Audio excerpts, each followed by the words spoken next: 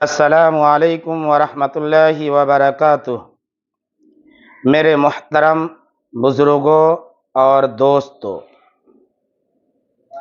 آج کا میرا موضوع ہے قبرستان کی چہار دیواری۔ اسلام نے انسانوں کو جو حقوق دیا ہے اس کا دائرہ کار بہت وسیع اور کشادہ ہے۔ چنانچہ انسان جب شکم مادر یعنی ماں کے پیٹ میں ہوتا ہے، اسی وقت سے لے کر وفات تک حقوق ختم نہیں ہوتے ہیں، بلکہ موت و وفات کے بعد بھی حقوق کا سلسلہ جاری رہتا ہے۔ ایک انسان کا دوسرے انسان پر موت کے بعد بنیادی حقوق میں سے غسل، کفن، جنازہ اور تدفین ہے۔ مسلمانوں کی تدفین کا سلسلہ ابتدائے اسلام سے چلا آ رہا ہے۔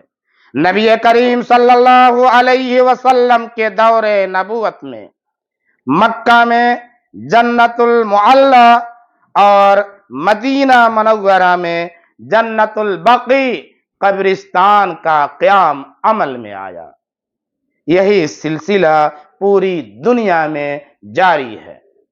اس تفصیل سے معلوم ہوا کہ مردوں کی تدفین کے لیے قبرستان کا انتظام کرنا اور اس کی چہار دیواری کرانا حکمران وقت کی ذمہ داری ہے۔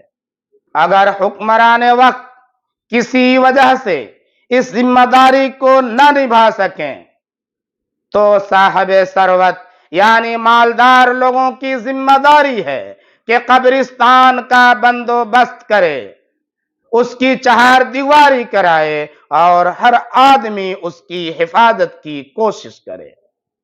مذکورہ تفصیل کی روشنی میں ہماری ذمہ داری بنتی ہے کہ ہم باشندگان رکولیہ بڑھ چڑھ کر کے حصہ لیں، کیونکہ قبرستان کی چہار دیواری یعنی باؤنڈری ایک اہم کام اور عظیم کار خیر ہے اور ہمارے ماں باپ، دادا دادی اور بھائی بہن کی قبروں کی حفاظت کا ذریعہ ہے۔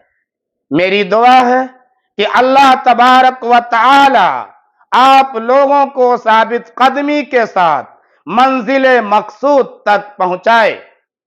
الحمدللہ آپ تمام حضرات نے جس کار خیر یعنی باونڈری کی شروعات کیا ہے اس پہ مبارکباد کے مستحق ہیں۔ آخر میں یہ گزارش ہے کہ اس چینل کو ضرور سبسکرائب کریں تاکہ آپ تک دینی باتیں ہمیشہ پہنچتی رہیں۔ السلام علیکم ورحمۃ اللہ وبرکاتہ۔